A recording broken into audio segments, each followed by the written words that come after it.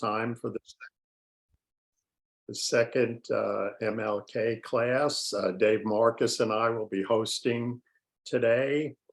A reminder to stop your video to help with bandwidth.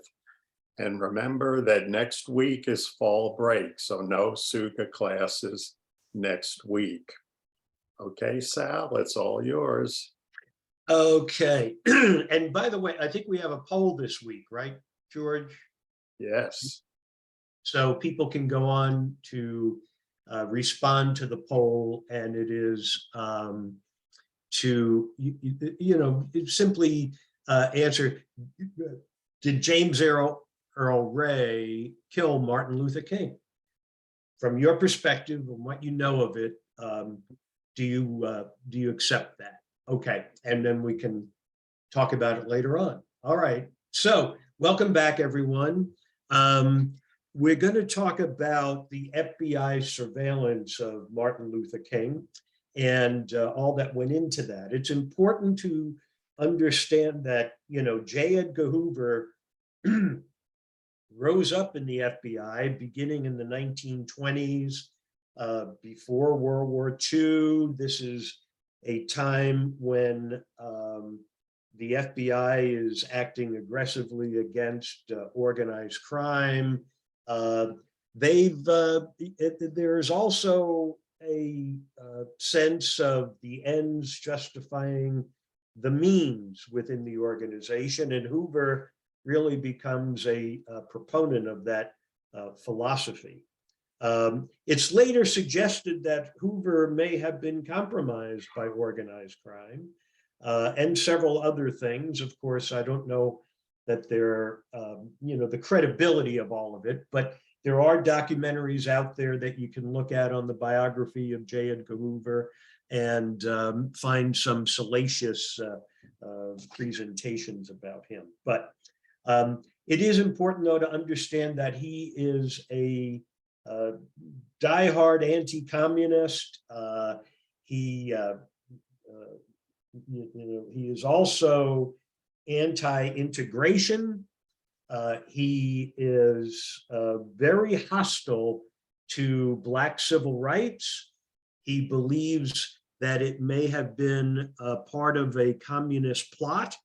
And so he has orchestrated the FBI to be aggressive in acting against communists, but then communists become conflated with the civil rights movement. And so the organization becomes very aggressive in fighting against the civil rights movement. And it's out of the investigations of communists that the FBI picks up on Martin Luther King and Martin Luther King's sexual activities. And it's from that surveillance that it morphs into surveillance of King under the umbrella of fighting communism, but it quickly devolves into really wanting to document his sexual activities. And so I want to start by looking at what I would consider the hysteria of America post-World War II and against communism. Any communist is under suspicion. Investigative committees and prosecutions in the U.S., led by Senator Joseph McCarthy, become increasingly frantic. Of course, as far as war is concerned, we're at war with the communist half of the world. That war wasn't started by us. It can't be ended by us except by ultimate victory. Well, there's 2 or 3 kinds of spy. One kind is those that have official cover. In other words, they have a diplomatic passport.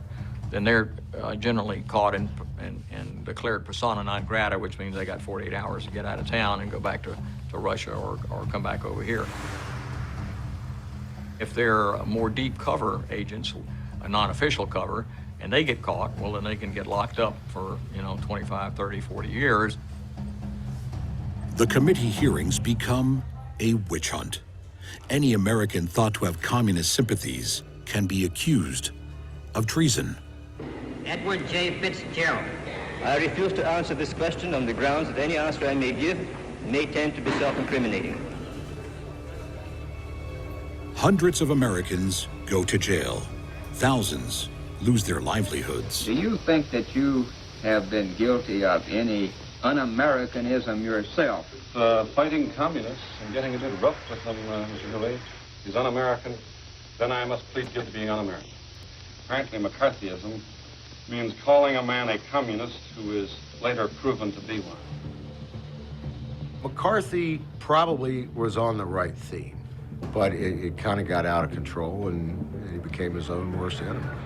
McCarthyism ramps up the persecution of anyone with communist sympathies. But trials like this have been going on in the USA since World War II, spearheaded by FBI Director J. Edgar Hoover. Communism in reality is not a political party. It is a way of life, an evil and malignant way of life. It reveals a condition akin to disease that spreads like an epidemic. And like an epidemic, a quarantine is necessary to keep it from infecting this nation. The mass media of the day comes under scrutiny, including the movie business in Hollywood.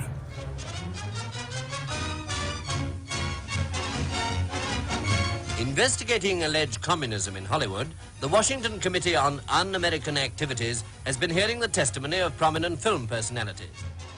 Question is, have you ever been a member of the Communist Party? I'm framing my answer in the only way in which any American citizen can frame his answer to a question which invades his, absolutely invades Then his you right. deny you refuse to answer that question. Is that correct? I have told you that I will fight for my beliefs, my affiliations. Stand away from the stand. Fight for the Bill of Rights, which you I'll are trying to take destroy. this man away from the stand. You see, it was very passionate topic and issue that was prevalent, and those who were fighting against the commies, they had come to equate communism with Nazism, which I find to be, you know, an important thing to contemplate, because mind you, Hitler was the alternative to communism. You know, that was the fight. It was, you know, at the end of World War I, who was going to lead? And the communists were trying to gain power, and Hitler was fighting against them.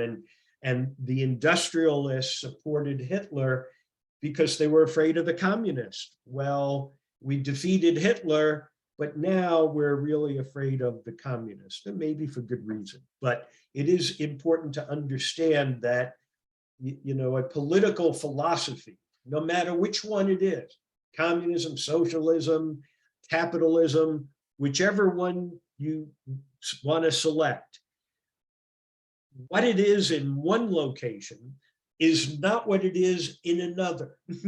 There are many different flavors of all these political ideologies. They come in many different flavors. So what it may be in Russia is going to be a completely different thing than you might find in, you know, in El Salvador. So, but that nuance is not a part of it. It is, these are bad, we are going to fight against it. Now, at the end of World War I, ideas about communism and socialism had some footing in America. Actually, it starts with populism before the turn of the century. There is a sense that the corporatists, the capitalists, are getting too much power. People are falling behind. And there's the movement of the labor movement to be able to, you know, strike against the employers. There's massive fights about that. So these ideas about communism and socialism have a footing in America. It only gets to a point where Americans have completely rejected the ideas of communism and socialism is in the post-World War II period by way of McCarthyism and by way of the public relations campaign to conflate communism with Nazism and Hitler. And so it became branded as such. But before it became branded as such, there were many people who were interested in it. And the Communist Party was never really a strong political force, but it did exist. There was an attorney in New York, Stanley Levison, who was a very accomplished attorney. He was a member of the Communist Party at one point in time. Post-World War II, he leaves the Communist Party, but the FBI has files on him. And so they then come to recognize that Levison and Martin Luther King have a relationship. They are friends. And so they then decide that Martin Luther King and the Levison connection is something that they want to explore in more detail. Let me just make sure I have the right one up here. Take that one out. That one comes up. And I can come back to here, share screen. This is the right one.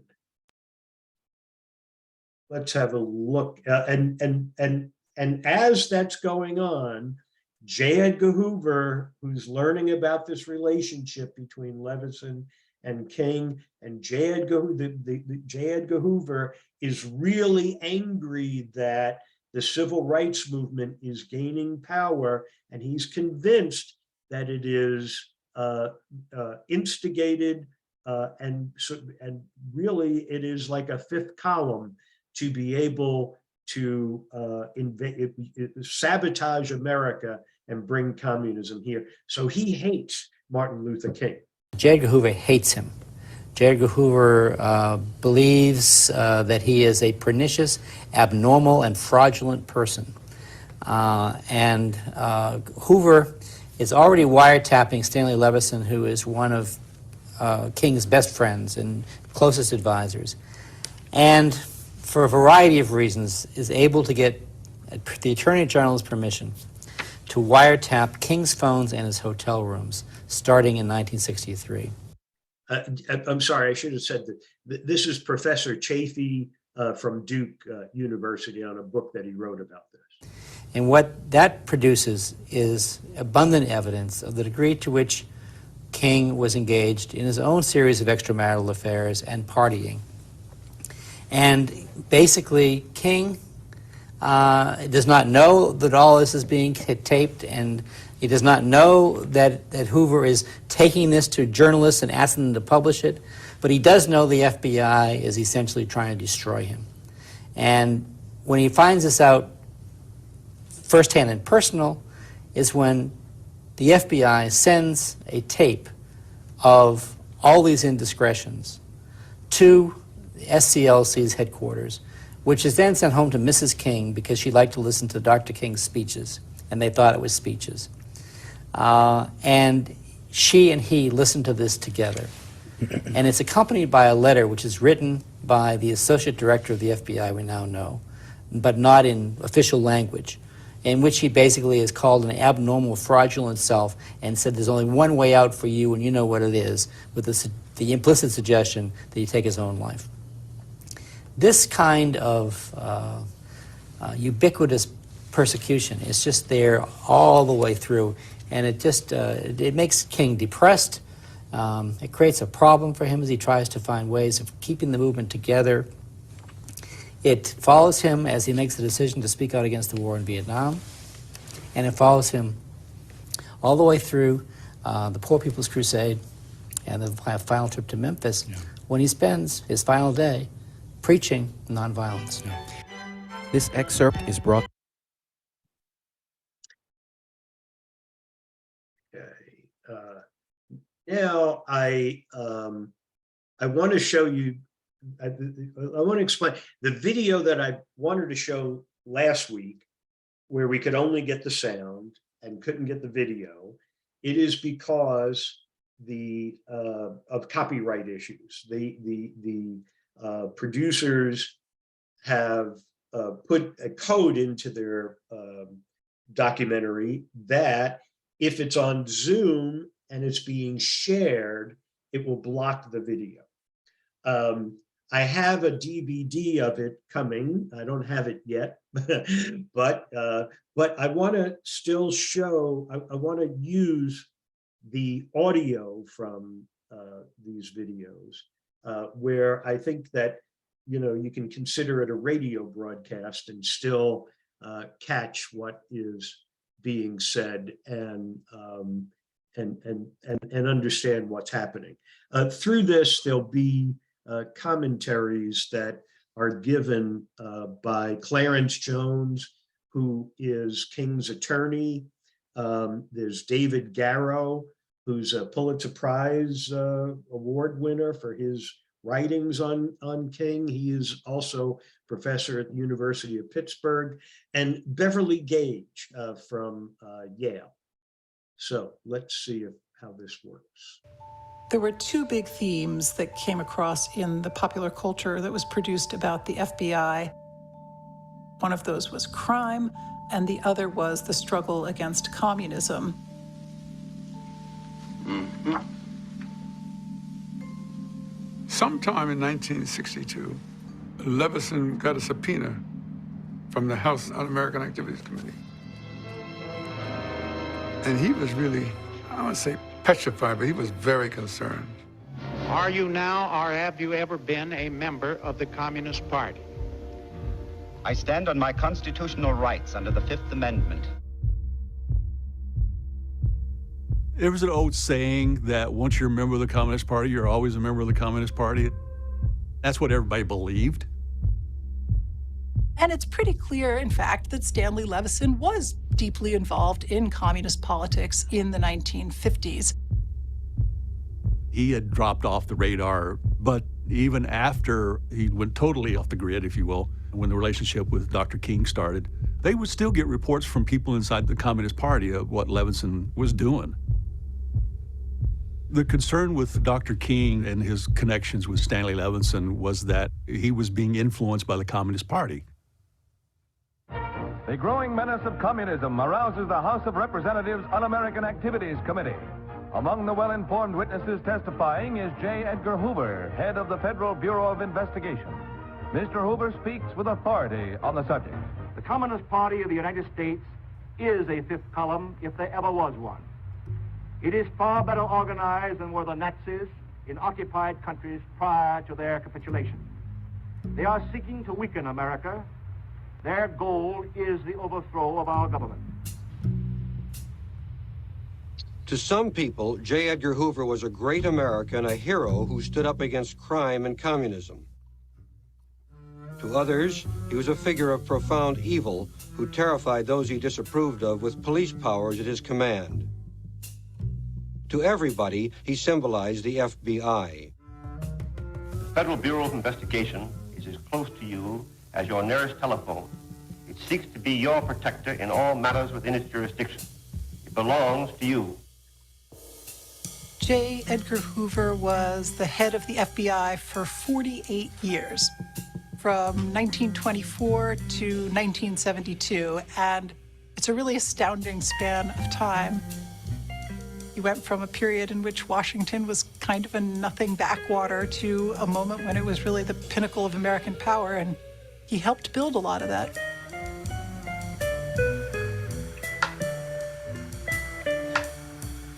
The communists have been, still are, and always will be a menace to freedom, to democratic ideals, to the worship of God, and to America's way of life.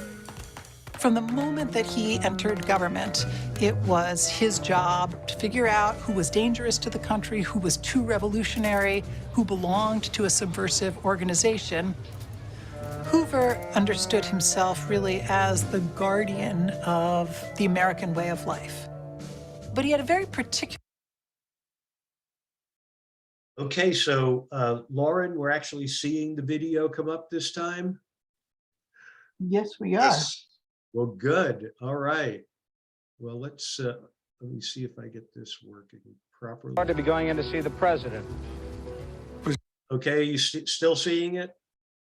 Yes, we are, but this is our secret. Don't tell anyone. Yeah, right. Okay, well, now I want you to understand that this relationship with Levison is also brought to the attention of John Kennedy, who's starting to support the civil rights movement, but is deathly afraid of being tainted as being a communist. June 22nd, 1963. President Kennedy is meeting with several civil rights leaders. They are being led by Walter Reuther of the UAW, Martin Luther King, James Farmer, Whitney Young of the Urban League. President Kennedy, he asked Dr. King to stay behind, and he and Dr. King went for a walk in the Rose Garden.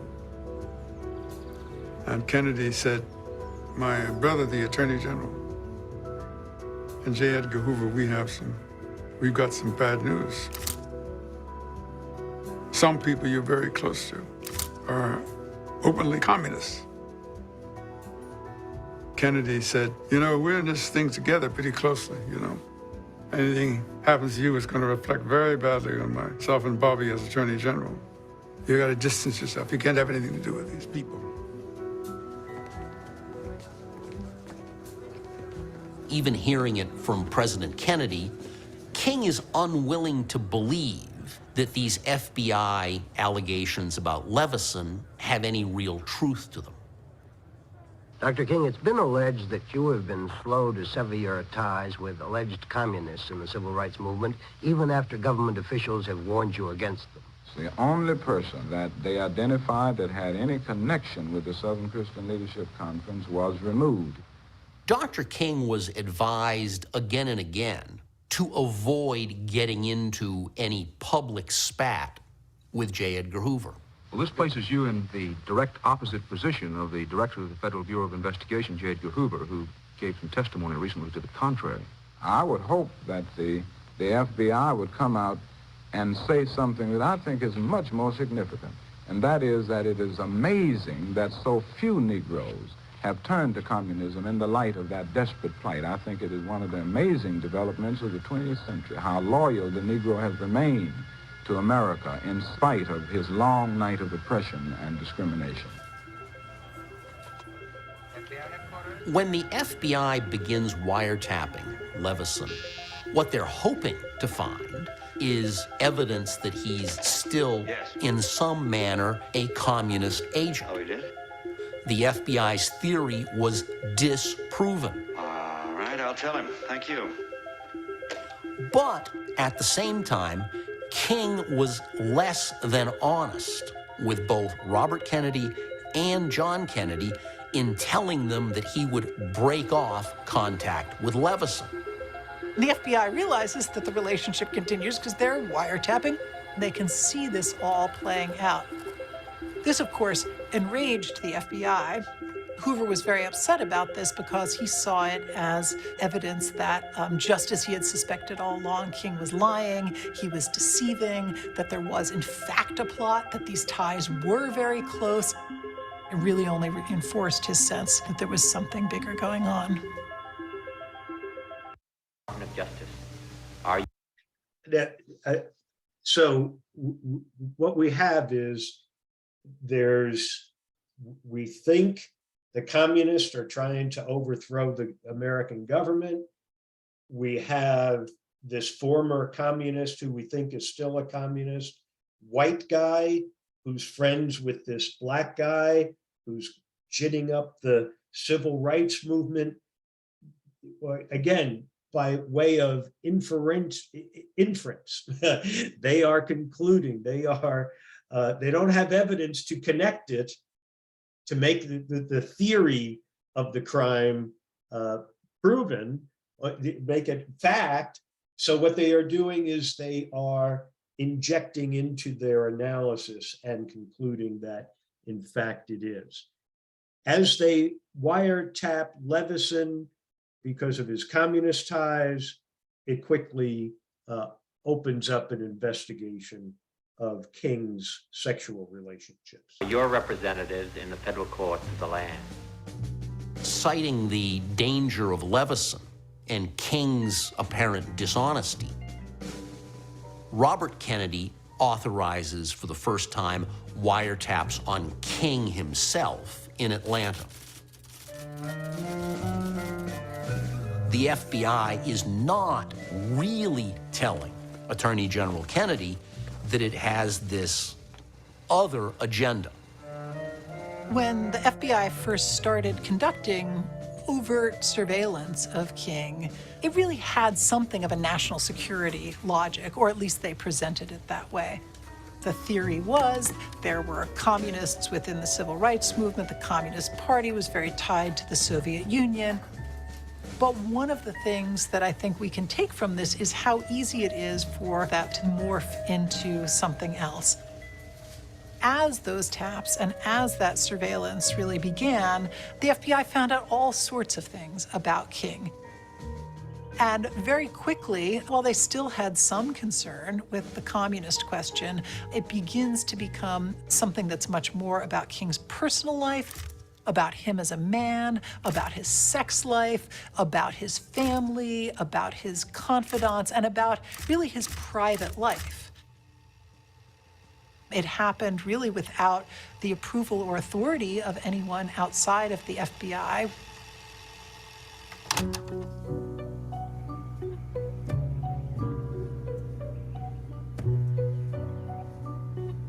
As soon as the wiretap on King's home begins, in late 1963, within weeks, the FBI begins convening meetings to discuss how can we further exploit all of these extramarital recordings.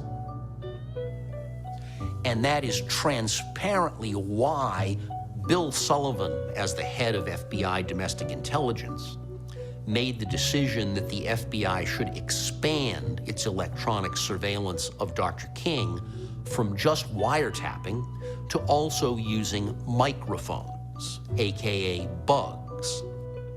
Sullivan's focus was collecting salacious sexual material on King.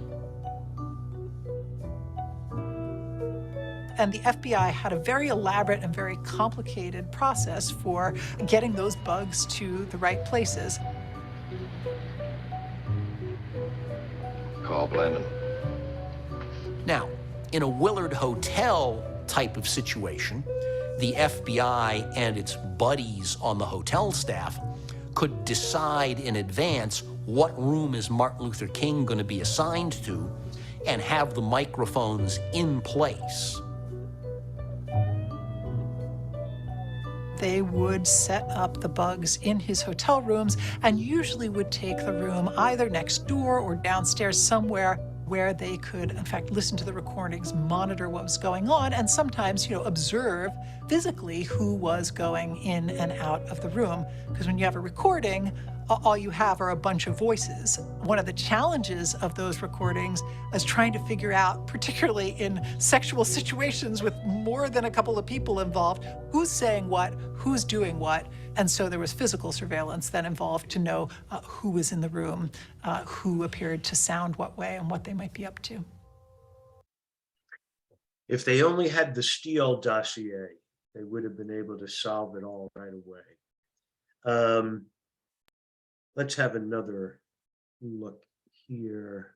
And I hopefully have the right one here. This is Road to Memphis.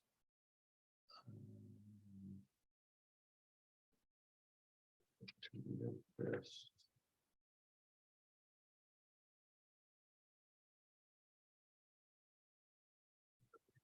Road to. No, this would be the first one.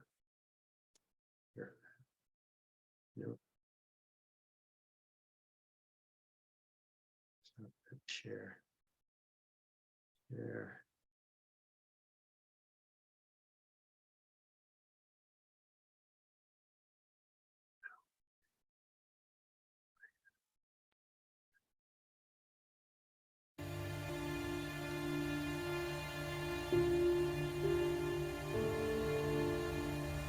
But we do need this tentative plan of action. And let's work on that tonight and get to these other things here. Even this question, meeting with the president and all of that, think through that tonight. Tomorrow, and let's try to finalize it. By 1967, the groups that would have been on a I want to kill King list would have been the traditional suspects, the Ku Klux Klan, the white supremacist groups, the American Nazi Party, groups that actually are willing to go to violence. But also you have what I call the nonviolent encouragers of hatred and violence. You have the George Wallaces running for the presidency. And you certainly had, we now know from the documents released by the FBI, an FBI director, J. Edgar Hoover, who had a pathological hatred of Martin Luther King, so much so that he directed his own agents to break the law repeatedly in going after King and taping King and having illegal surveillance on King. Hoover did not like black people, period. He sympathized with the anti-civil rights people in the South. He was underhanded, he would destroy people, and he clearly tried to destroy Martin. Hoover had his agents compiling all sorts of reports about his movements and his extracurricular activities. He tried to prove that King was influenced by communists. As an FBI agent said, it became a mission for a vendetta to destroy King. And he pursued that for a whole decade. Furthermore, the FBI will continue to be objective in its investigations. It drove him mad when King was awarded the Nobel Peace Prize. It made Hoover go public and say, he's the worst liar in America.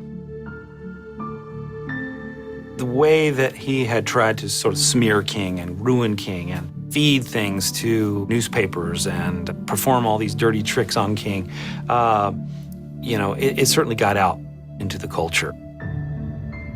Did the J. Edgar Hoover attitude toward Martin Luther King seep down? Of course it seeped down. It helped further embolden the deep haters like James Earl Ray. And of course it helped give a sense of protection to those who sought to do racial violence.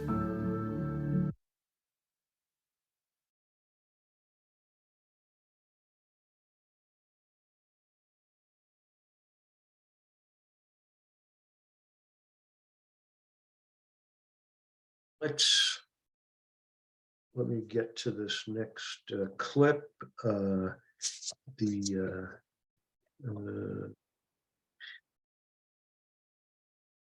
4122. Down this avenue of sadness, they bring President John F. Kennedy. The words of the president. And now, when King receives the Nobel Peace Prize, J. Edgar Hoover flips out. Restricts no one's freedom so long as he respects the rights of others.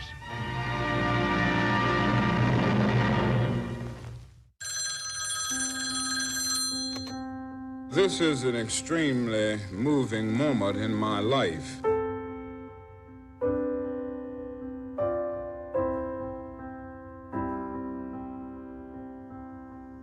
We didn't know anything about it. We didn't even know that Dr. King had been nominated until it was announced that he had received the Nobel Prize. I do not consider this merely an honor to me personally, but a tribute to the discipline, wise restraint, and majestic courage of the millions of gallant Negroes and white persons of goodwill who have followed a nonviolent course in seeking to establish a reign of justice and a rule of love across this nation of ours. Do you plan to go personally, do you? Yes, I definitely plan to. Will Mrs. King go with you? Well, I certainly hope so, and I'm sure that we can work out a way for her to get there. Being a mother and 4 children, it's not easy for her to get away all the time, but I'm sure that on this occasion, she will be accompanying me. I was with him down in Bimini shortly after the announcement. Bimini didn't have any phones. and there was no television. There was nothing much to do on Bimini. And he was working on his Nobel Prize speech. But all of a sudden, you know, these helicopters started coming in. It was all the national press that had found out where we were. And they came and they told us that Hoover had made this speech to a women's organization, that Martin Luther King was the world's most notorious liar. Say, well, I don't know what he was lying about. Well, naturally, I was shocked and greatly surprised that Mr. Hoover would make such an unwarranted and vicious accusation. I don't think Mr. Hoover would have made such a statement if he had not been under a great deal of pressure. Do you believe the FBI is doing all it can to resolve civil rights complaints? Well, I don't know all of the inner workings of the FBI. I do know that in cases that do not involve Negroes and civil rights, the FBI moves with dispatch. It has the machinery, the know-how. Fact remains that in spite of all of the brutalities that we faced in Albany, Georgia, not a single arrest was made. In spite of the fact that 4 unoffending, innocent Negro girls were brutally murdered in a church in Birmingham, Alabama, not a single arrest has been made.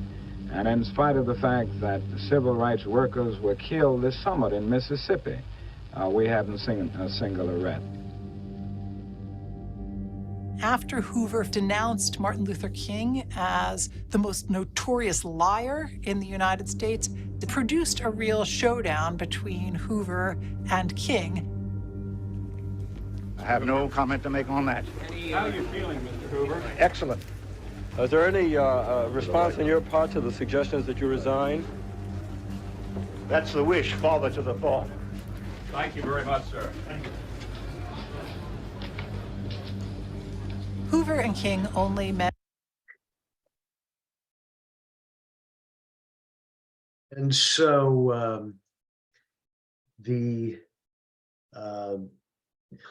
what we have is the director of the FBI is in a controversy with the leader of the civil rights movement. The surveillance that was conducted against Martin Luther King subsequently became revealed through congressional hearings and other research, and it was an outrage. People were outraged by it. And J. Edgar Hoover eventually retires, and eventually James Comey becomes the head of the FBI. And he found the authorization that was given for that was given by Robert Kennedy, and the communications between the FBI and Robert Kennedy to get authorization to conduct that surveillance was rather sparse. And Comey took that and put it under his, on his desk. He keeps it on his desk forever because he wanted to remember that there would never be again a flimsy authorization for surveillance, that there had to be laws that were involved. And he made it part of his, it became a central part of the FBI. And so it's important to say that James Comey really transforms the FBI out of the world of J. Edgar Hoover and puts it on a track. And I wanted to show you this excerpt from his testimony about what happened with the FBI. Thank you, Mr. Chair. First, I want to welcome you, and I'm a big fan of yours. But at the same time, I would like to ask you a question. I understand you keep a copy of the FBI's request to wiretap Dr. Martin Luther King Jr. on your desk as a reminder of the FBI's capacity to do wrong. Is that correct? That's correct. I commend you for that. That occurred during J. Edgar Hoover's tenure as director. As you know, J. Edgar Hoover did some awful, terrible things in his life and as FBI director. He started the COINTELPRO. I might be mispronouncing that. How do you pronounce that? I think you got it. COINTELPRO program, which harassed civil rights workers, SNCC people, SLC people, Dr. King in particular, others, political activists and homosexuals. He was abusive. He was the opposite of justice. His efforts to silence Dr. King and out homosexuals working for the federal government were deplorable and a stain on our nation's history and on the FBI. It's been reported that at one point he even had a letter sent to Dr. King threatening to expose all kinds of private information collected surreptitiously. The letter appeared to suggest that Dr. King should kill himself to save himself from embarrassment. King, there's only one thing left for you to do. You know what it is. You have just 34 days in which to do it. You are done. There's but one way out for you. You better take it before your filthy, abnormal, fraudulent self is bared to the nation. This was the head of the FBI. His treatment of homosexuals was no better. He called them sex deviants. He ordered the FBI to undertake extraordinary efforts to identify everyone in the Bureau who was even suspected of being homosexual in the federal government. There's a documentary been done on this. It's on yahoo.com by Michael Isaacoff called Uniquely Nasty. I encourage you to watch it. I watched it and was shocked. Premiered at the Newseum. It's sickening what the FBI did. In 1951, Hoover issued a memo to top FBI officials saying each supervisor will be held personally responsible to underline in green pencil the names of individuals who are alleged to be sex deviants. This was discovered through a FOIA effort 2 years ago. The FBI eventually collected more than 360,000 files on gays and lesbians. It's reported in 1952 he outed a young campaign aide, Vandenberg Jr., and went on a war on him, and Senator Vandenberg, a Republican, eventually committed suicide in the Senate office because of what they brought out about his son and what they were doing to destroy him. J. Edgar Hoover was a man that doesn't reflect the good people of the FBI or reflect what you and the FBI are trying to do today. The FBI on its own website declared the COINTELPRO program as rightly criticized by Congress and the American people for abridging First Amendment rights and other reasons. Yet his name continues to adorn the FBI building. Would you agree that his name is not appropriate as a reflection on what the fine people at the FBI today try to do to bring about justice in our country? I'm sorry, that Hoover's name? Yes, sir. I'm not following the question. I'm saying, does it not reflect the qualities that the FBI individuals in the FBI today have in pursuing justice and being fair and not using tactics to attack minorities in this country? I see. Thank you. I'm sorry. The FBI today is vastly different than it was under its first director in some of the ways you mentioned and in lots of other ways. I keep that under the glass of my desk, not to dump on Hoover, I never knew the man, but to make sure people understand the danger in falling in love with your own view of things, and the danger in the absence of constraint and oversight. Right? I am somebody who believes people should be very skeptical of government power. Right? I'm a nice person. I suppose you should trust me, but you should oversee me, and I should be checked, and I should be balanced. That's the way you constrain power. It's there to remind me. Yes, sir, and I agree, and I appreciate that, but do you agree that his name is not reflective of what the FBI stands for? I wanted you to hear that testimony because one of the things that Comey really did transform the FBI in many ways. One of the things, there is the Martin Luther King Memorial in Washington. Any of you have been to see it, you know it has, lots of his quotes on the monument. And what Comey does is every new FBI agent has to go to the memorial and has to take whichever quote they want to take from Martin Luther King. And then they have to write an essay as to how the thoughts of Martin Luther King, the values of Martin Luther King, coincide with the values of the FBI. So it's just important to know that, there were some wrongs and things may have changed to something very different. I want to show, let me stay with this another minute here. Hold on, what happened? I lost it. There it is. But it was the opposition that King faced from the entrenched powers of government, the intelligence agencies, and the military-industrial complex that was to be his undoing. They saw the merging of the civil rights movement with the anti-war movement and King's promise of a poor people's march on Washington in 1968 as a threat to their very existence. A threat that had to be dealt with. Dr. King was no stranger to the prospect of death. During the Montgomery bus boycott in 1956, his house was bombed while his wife and their daughter were at home, narrowly escaping injury. When a crowd of his supporters rallied at the bomb scene seeking vengeance, King responded in typical fashion. He pleaded for nonviolence and got the angry mob to disperse. From that point on, the threats to Dr. King's life were so frequent that they became merely a part of his everyday existence. Security precautions were taken. Police escorts and bodyguards were employed. But King had long since resigned himself to the idea that he might have to die for his cause. Even so, the package that arrived on November 24, 1964 was different. It contained a tape recording along with an ominous letter. King, look into your heart. You know you are a complete fraud and a great liability to all of us Negroes.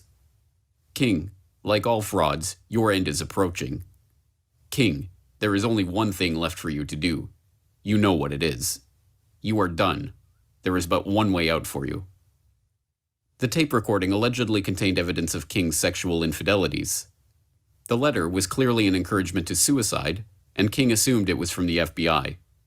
His suspicion was not without reason.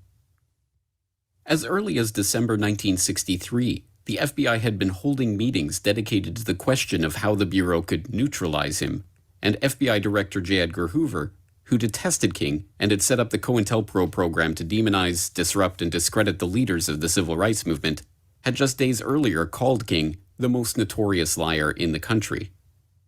And, unknown at the time but revealed in recent years, Hoover had just days earlier drafted a letter to William C. Sullivan, the agent in charge of COINTELPRO, opining that King's exposure is long overdue, and stating that it is grand to know that I have the support and goodwill of my close associates in the Bureau.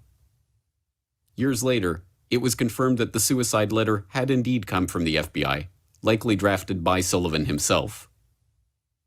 But if the FBI's intention was to get King to do their dirty work for them, they were disappointed.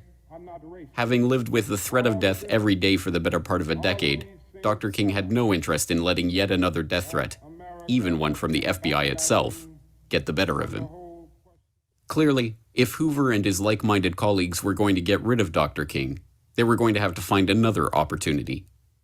That opportunity came in the form of James Earl Ray. The official story relies on a picture of James Earl Ray as an arch-criminal mastermind, determined to kill Martin Luther King and capable of accomplishing that task with precision. But in reality, Ray was more of a bumbling burglar than a calculating killer. After one of his attempts at armed robbery, Ray managed to shoot himself in the foot while running away from the scene of the crime. In another, he fell out of his own getaway car while making his escape. Even if he had been competent enough to pull off such a plot, the official story was never able to explain how he funded his transcontinental activities after his miraculous escape from the Missouri State Penitentiary.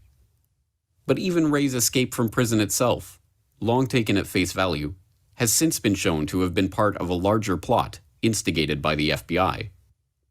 Dr. William F. Pepper, who became Ray's attorney after meeting with him in prison in the late 1970s, and later went on to represent the King family in a civil suit and write the definitive book on the case, The Plot to Kill King, explains. He was always trying to escape when he was in prison, and we thought that that was par for the course, and that he lucked out and he was able to get into this bread truck that was delivering bread to the prison and get away. And that's what I thought for all of those years. And it was only within really the last 4 or 5 years following a deposition of a critical witness that we learned that, in fact, the government had profiled James Earl Ray, and they had effectively organized his escape. And I learned that because the head of the Dixie Mafia family, who was working with the FBI on the killing, drove to the prison, and in the car was his son, and they carried $25,000, which they gave to the warden to organize James's escape. And the son was my witness for that, and that mission with his father. The FBI have... Okay, well...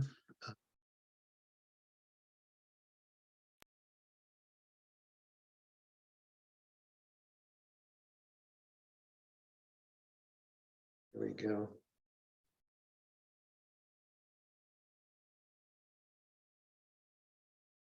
Okay, well, as I have said, I want to try to end each of these sessions with a poem. This one comes from County Cullen in 1922, as found in the book The Cross and the Lynching Tree by James Cone. The title of it is Christ Recrucified. By all the South is crucifying Christ again. By all the laws of ancient rote and rule. The ribald cries of save yourself and fool in his ear. The thorns grope for his brain. And where they bite, swift springing rivers stain his gaudy purple robe of ridicule with sullen red and acid wine to cool. His thirst is thrust at him with lurking pain. Christ's awful wrong is that he's dark of way, the sin for which no blamelessness atones. But lest the sameness of the cross should tire, they kill him now with famished tongues of fire. And while he burns, good men and women too shout, battling for black and brittle bones. The excerpt from The Cross and the Lynching Tree. The cross and the lynching tree are separated by nearly 2,000 years. One is the universal symbol of Christian faith. The other is the quintessential symbol of Black oppression in America.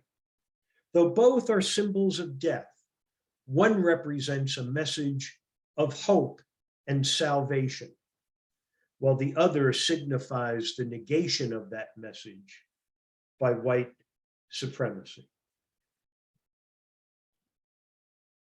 George.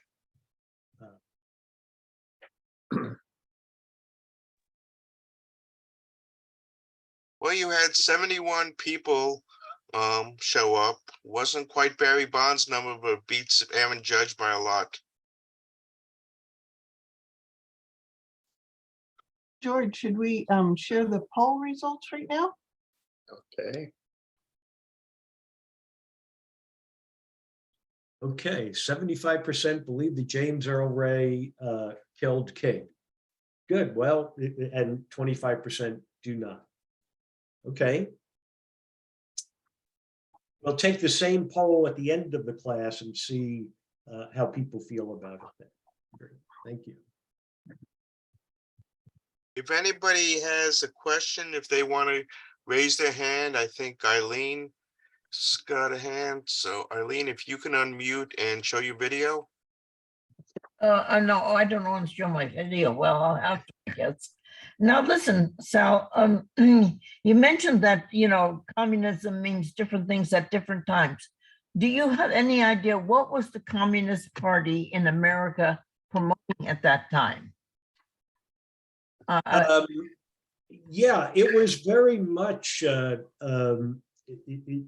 one, inspired more by Teddy Roosevelt and the breaking up of the monopolies, And there was a populism that had emerged in the 1890s that was, we have these very rich people who have made a lot of money from cotton and tobacco and other things. And the rest of us, we're transitioning from an agricultural society. We were very much based on farming and, the commodities, the cotton plantations and sugar and other stuff. But the Industrial Revolution has taken place in the 1800s, and we're becoming not an agricultural country. People are moving into cities, urban areas, and they are working jobs, and they're not making a heck of a lot of money. So it is, wait a minute, this fight between the industrialists who are getting very rich and the working class is certainly coming to fruition by the end of the 19th century. And the Communist Party has gotten a footing. Now, what communism meant at that time would be more of fair wages and work rules and the 8-hour workday and, child labor laws and all of that kind of thing. And that's what they were very much a part of. And really, when you look at Henry Wallace, who was part of the Roosevelt administration, that he certainly was favoring more socialistic. Mind you, the distinction between socialism and communism was, certainly much more blurred at the time. And now we see them as two different things. But, certainly I would say that the communist movement was more socialist than it was, I'd almost call it progressive. Pardon? I would call it progressive. Well, and that's, it's known as the progressive era that the populists come about. So, well, I'm just getting to the point, I think, that Martin Luther King was being accused of being pro-Russian, where actually he's pro-worker. Oh, yeah, very much. Right. And then you see, but one of the points that they make there is that, and we're going to talk about it in another class, but that is, he is talking about having a poor people's march on Washington that is not about Black people. It's about poor people, involving poor whites and all people of color. So this is a threat that really kicks it across the Rubicon. And that's where they're saying, we must deal with this. This threat is too big. Thank you. Howard? Yes, I'll be brief. A couple of nights ago on GPS, there was, or PBS, there was a documentary on Elizabeth Smith Frieden, a code breaker who worked before computers in deciphering World War I and World War II codes. And she documented all of this. And she was sworn to secrecy when she, before she retired, by the then precursor to the CIA. Well, J. Edgar Hoover, the small-minded, mealy-mouthed individual that he was, took all of her work, took her name off of it, put the FBI's name on it, and he openly claimed credit for doing all of this work. That's the type of small person that he really was. And there are now laws that the FBI director can't serve more than 10 years. I think that's too long. I think it should probably be 5 or 8, at least during the service of a president, if it serves two terms. But I never liked the man to begin with. And when he did that, when he stole the work of a woman, put his name on it and took her name off and mentioned nothing. And to her credit, she was sworn to secrecy and couldn't say anything. But I hope that J. Edgar Hoover is serving in a very warm place right now. Some of the documentaries out there about him are really fascinating. One makes the argument that he was in the fold of the mafia. He loved to go to gambling places. He was particularly drawn to dog racing. And when he would lose money, the mafia would cover his losses. I wouldn't doubt it. And these are credible reports. So, you know, he's a topic that can be explored in great detail and be Thank you. very disappointing. Yeah. Sounds like another class. Yeah. Mhm. Any other comments? Raise your hand if you. And if not, let me go. Okay, we'll ask everyone to unmute and let's go to speaker to gallery view so Sal can see everyone and give him a good round of applause. They're gonna give me applause, see. Mine blacked out. Thank you, Sal. Thanks, Sal. Thank you all. Thank you. Thanks, Sal. Sal. That was blacked out. Hope you're getting And something out of thanks, this. George. Oh, and yeah. Thanks, Do George. a course on J. Edgar. Thank you. Oh, I'm on there. See them all on there. Oh, yeah. All these old folks. Okay. Do a course on J. Edgar Hoover. That's it. There's 74 on there today. Actually, you know, Oh, I didn't know you unmuted me. Well, I think that's we really, you know, we need to recruit more of our lawyers to do some of the class, particularly now with all the stuff that's going on about classified documents and, you know, the Espionage Act and all of that. There's got to be just a boatload of stuff that we could do on a class. If anyone want, I'd be glad to work with in collaboration. If any of the counselors out there wish to invest some time, I'd be glad to do it. But there's so much, you know, the idea about the rule of law. I'm sorry, I get passionate about that, but it is regardless of who the hell you are. If we don't live like that, then we're going to have a corrupt society that is beyond redemption.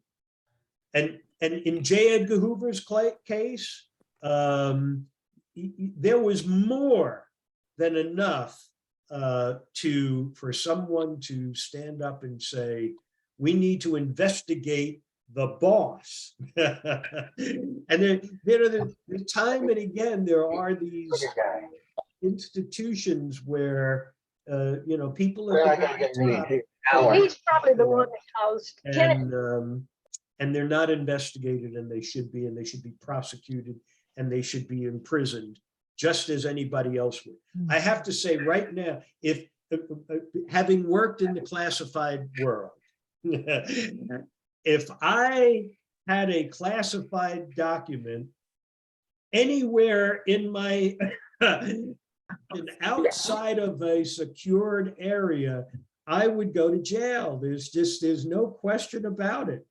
You know, in my consulting business, I never established a secure area in my house, which is why I always worked with consulting firms that had the apparatus for protecting documents and information and all of that, and maintain the security. It is a formidable task that I didn't want to have to do.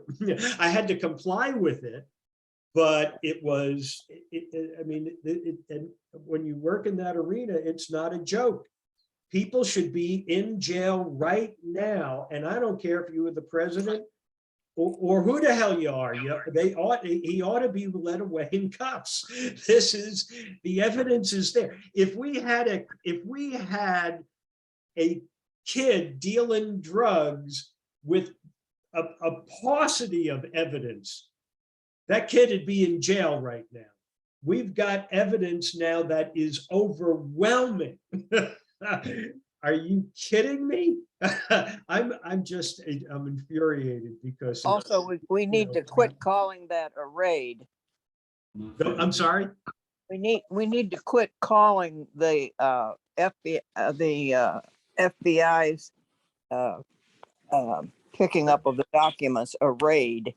It was with a legally obtained search warrant. It was not a raid. Right. No. Words matter. If anything, they took way too long to go and get this stuff. For stuff that I worked on, if I knew that that information had been taken outside and is out for other people to get, and they did not have the urgency to leap on top of it right away, I think I would go crazy. This is serious business, and you know what? One of the reasons that they want to protect sources and methods, you'll hear that mentioned many times, is that if we reveal the sources and methods, then the people who are our adversaries know how we get to someone in a position of power who can give us information and become a source, become a spy for us. We don't want them to know how, because it's not like you say, well, okay, I want to see if I can get the ambassador in this country, for this country, to give me information. It's not like you walk up to them and you say, hey, ambassador, look, I'm an American and I'd like to get information from you, and I'll give you an extra $150 a week. That's not how you do it. To get to that person, to actually even begin a negotiation, is a complex mechanism. And to reveal those techniques is just unimaginable. Sal, did you give us the rundown for next week, or not next week, the next class? Yeah, we're not here next week, but the week after. Yep. That's right. That's right. We're not here next week. I think everybody knows that. Are you talking about the class in winter? No, 2 weeks. What comes up next in MLK? I don't know. Okay, good. Always a surprise to me. We'll sleep on it and have a good dream. No, we're going to talk more about the civil rights movement and that kind of stuff. Yeah. Okay, everybody. Okay. Thanks, Thank Sal. you. Thank you, Bye. Thanks, We'll see you Sal. next week. Have a good rest next week.